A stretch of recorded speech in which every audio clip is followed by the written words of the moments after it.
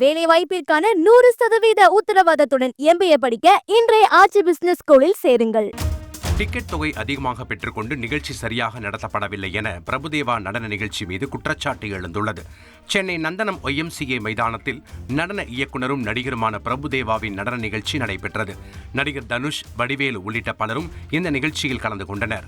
நிகழ்ச்சி திருப்தியாக இல்லை என பரவலாக விமர்சனங்கள் எழுந்துள்ளன. எதிர்பார்த்து ஒன்று வந்தோம், பட் அப்படி இல்லை. ஏதோ வந்ததுக்கு ஏதோ ஒன்று பண்ணிட்டு போறோம். கான்செர்ட்டுக்குள்ள நாங்க கான்செர்ட் போட்டு 5 பேர் பண்ணுறோம். சொல்ல முடியாது, எதிர்பார்த்த அளவுக்கு இல்ல ப்ரோ. கூப்பிட்டது கெஸ்ட் மட்டும் கூப்பிட்டாங்க, மத்தபடி வைப் சும்மா யூடியூப்ல டிஜேன்னு போட்டா வரும்ல, அதை எடுத்து ப்ளே பண்ணி விட்டாங்க. நாங்க டூருக்கு போய் டான்ஸ் ஆன ஸ்பீக்கர் போட்டு அதே சூப்பரா இருக்கும். இதை விட டிக்கெட் என்ட்ரி வரும்போது அந்த கொஞ்சம் ரெஸ்பான்ஸ் இல்லாம சேர்ஸ் எல்லாம் இல்லாம இருந்தது. பத்தல சீட்டிங் விஷயங்கள் அந்த மாதிரி, அதான் நிக்கிற ஸ்பேஸ் அந்த மாதிரி விஷயங்கள்லாம் அது ஓகே, அது கொஞ்சம் சேஃபா தான் இருந்தது. அதெல்லாம் கொஞ்சம் பிரச்சனை இல்லை. பட் ப்ரோக்ராம் வெரி எக்ஸலண்ட், ரொம்ப நல்லா போயிட்டு இருந்தது. ரொம்ப மோசமா இருந்துச்சு, தொண்டையே போயிடுச்சு. அந்த அளவுக்கு ஜாலியா இருந்துச்சு.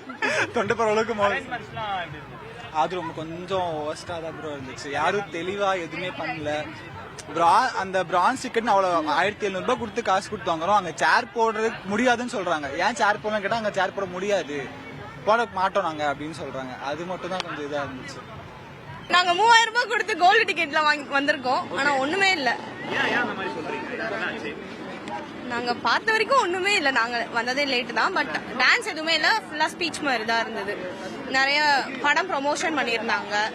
அதுக்கப்புறம் வேற எதுவுமே இல்ல. கொரியா டான்ஸ் மாதிரி ஏதோ போட்டிருந்தாங்க. சாட்டிஸ்ஃபை இல்ல. வேலைவாய்ப்பிற்கான 100% உத்தரவாதத்துடன் MBA படிக்க இன்றைய ஆட்சி பிசினஸ் ஸ்கூலில் சேருங்கள்.